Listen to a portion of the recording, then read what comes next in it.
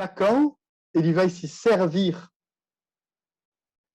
de Lévi-Strauss, porque Lévi-Strauss vai usar uma metodologia de modelização, conseguir modelizar logicamente, matematicamente falando, as coisas para mostrar a estrutura das mitologias. Então, Lacan vai ter um interesse considerável com essa metodologia. Mas tem um outro ponto também que me parece extremamente importante, que tem a ver com o estilo. O Lévi-Strauss tem um estilo próprio que vai ter uma influência no estilo de Lacan, que é o seguinte, é que Lévi-Strauss, ele tem, mesmo se ele tem na construção teórica dele uma coisa do rigor da matemática, da ciência exata, da tentativa de uma modelização das coisas, de um outro lado, e isso não é antinômico, não é paradoxal, na obra de Lévi-Strauss, ele tem um carinho extremamente grande para o bricolagem, gambiar. Ele tem Lévi-Strauss, uma passagem de um livro dele, fantástico, onde ele faz a diferença entre a pessoa que vai fazer bricolagem, domingo à tarde na casa dele, gambiar uma coisa, para acertar uma coisa, e o engenheiro. Excelente, excelente. E isso é um ponto, eu acho, que a gente não menciona frequentemente, mas que é extremamente importante para falar da herança do Lévi-Strauss dentro da obra de Lacan.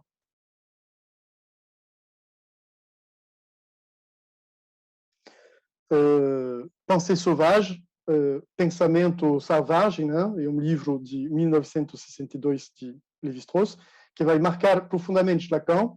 Tem muitos alusões desse livro no seminário 11. A cobertura desse livro, da edição original, a primeira edição desse livro de Lévi-Strauss, é uma flor. E nesse livro, mas não só, Lévi-Strauss vai teorizar isso. E isso é um ponto que Lacan vai absorver, literalmente. A hipótese ampla, dizer as coisas assim, do Lévi-Strauss é que um pensamento, mesmo científico, não é o fruto da abstração, mas é o fato de uma relação, de um diálogo, de uma correspondência sensível, sensorial, sensual, com o mundo.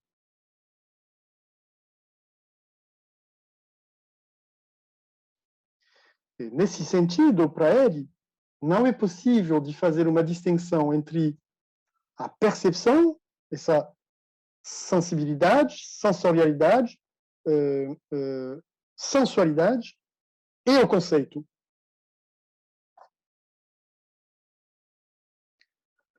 A gente poderia dizer que isso é uma coisa extremamente forte para Lévi-Strauss, e eu acho que isso tinha uma influência muito grande para Lacan.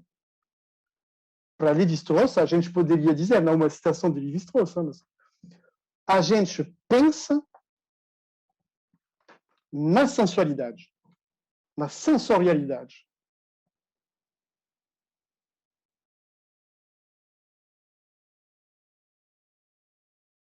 E o agenciamento dessa sensibilidade, sensorialidade, sensualidade, o agenciamento disso é, em si, a possibilidade de um pensamento profundo, rico.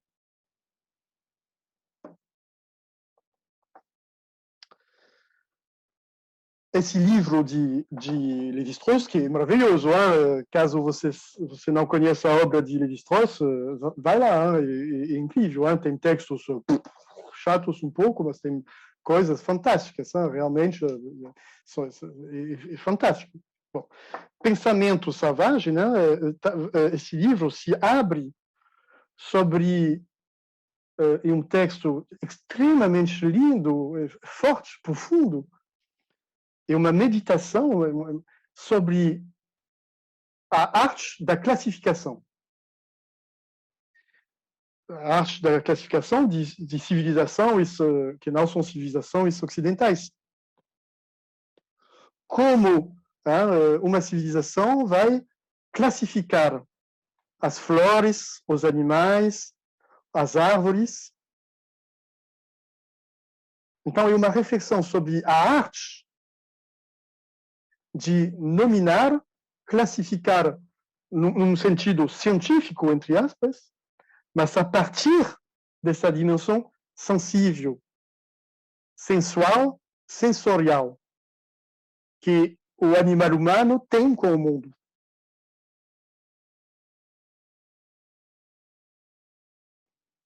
Então, para ele, isso é extremamente precioso, isso eu acho tem uma influência profunda para Lacan. O rigor do formalismo científico, matemático, não pode ser com uma oposição com essa dimensão do corpo, da sensualidade, da sensorialidade.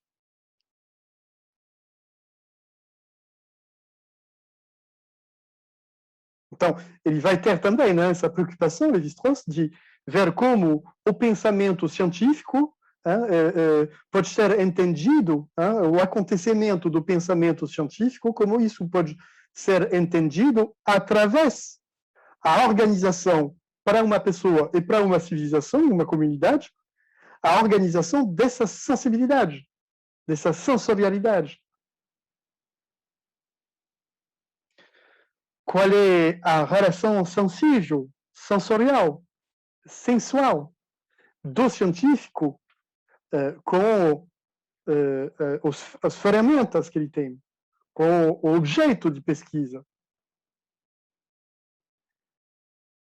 Essa relação sensual, sensorial, produz um saber, produz um pensamento. E isso é uma forma de racionalidade. E isso eu acho que é fundamental para entender como para Lacan, e coisas que a gente já falou, a matemática, o rigor da matemática não é o oposto da poesia, por exemplo. Simples assim. Não? O fato de ouvir a poesia do sujeito que fala não tem um paradoxo com o fato de ler rigorosamente a topologia que está acontecendo do lado do real, para dizer as coisas de uma maneira muito simples.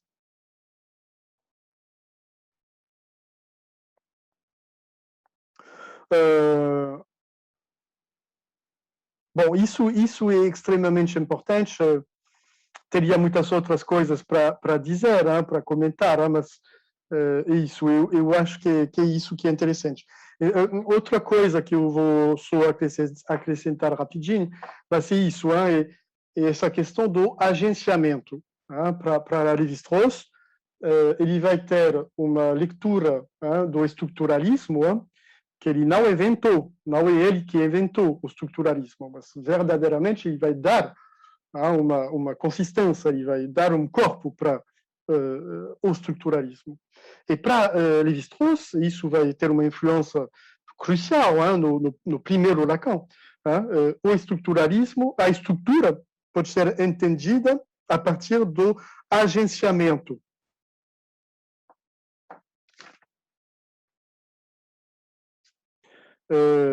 Para falar disso, do agenciamento, ele fala da obra de Georges Braque, um pintor que eu amo. Georges Braque. Você pode ver a pintura dele e vocês vão entender por que ele fala de Georges Braque. Para falar dessa noção do agenciamento. Ele fala da beleza de um dente de leão. Ele fala também do agenciamento das ruas de São Paulo. Ele fala que a partir de tudo isso, que ele entendeu no corpo dele o que é isso, o estruturalismo. É isso, a fundação do estruturalismo. Os elementos de um conjunto não têm nenhuma significação em si. E o jogo de correspondência, de dialética, de organização desses elementos entre eles, que pode ter uma, que faz que esses elementos vão ter uma significação.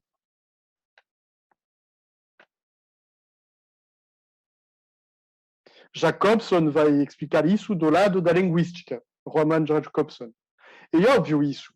Imagina, você não sabe falar nada de chinês. O mandarino você não fala nada. Uma pessoa vai te dar uma palavra em mandarino. Não faz nenhum sentido. Você não pode fazer nenhum uso dessa palavra.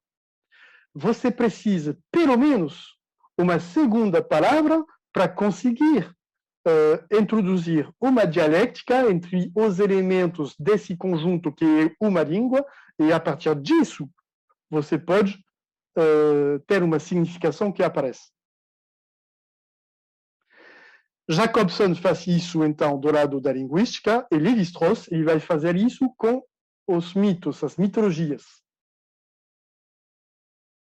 E ele vai perceber que, de uma civilização para uma outra, civilização, isso que não tem nada a ver, civilização, isso, uma civilização, uma comunidade do meio da floresta amazônica com a civilização grega de 2000 anos antes da nossa era. Nada a ver, a priori, nada a ver. Mas ele vai ver que tem, nas mitologias de cada um desses povos, tem elementos comuns, tem tijolos comuns. Mas o que faz que para um povo essa mitologia vai ter uma significação é que esses elementos, mesmo se tem os mesmos elementos, vai ter uma dialética entre eles que vai ser própria e que vai dar uma dimensão própria da significação da mitologia. Então, isso é o conjunto constituído a partir de um sistema de relação que vai dar para cada um dos elementos desse conjunto a própria significação. E isso é a estrutura. O estruturalismo de Lacan é isso. É a estrutura que permite de entender um elemento num contexto. Isso vale para a linguística, para entender as mitologias, mas para entender, então, para Lacan, a clínica. Não é o elemento que vai permitir de entender a estrutura. É o contrário. É a estrutura que vai permitir de entender um elemento numa situação específica. A gente pode dizer, portanto, que o pensamento estrutural é um pensamento das dialéticas, das relações dos elementos entre si dentro de um conjunto. Bom, vou provavelmente fechar assim, mas isso é extremamente interessante. Teria muitas coisas para dizer. O Lévi-Strauss ele vai ter uma influência enorme para muitos pensadores contemporâneos de Lacan, que vão ter eles mesmos uma influência para Lacan, mesmo se Lacan não vai dizer isso, mesmo se ele não vai reconhecer, mesmo se ele nunca vai citar, mas o Lévi-Strauss tem uma influência muito grande na obra de Foucault, de Derrida. São pessoas que estão extremamente importantes dentro da obra de Freud, de Lacan, mesmo se Lacan não tem muito carinho para essas pessoas. Né? Bom, isso, teria muitas coisas outras para dizer, mas eu vou fechar assim.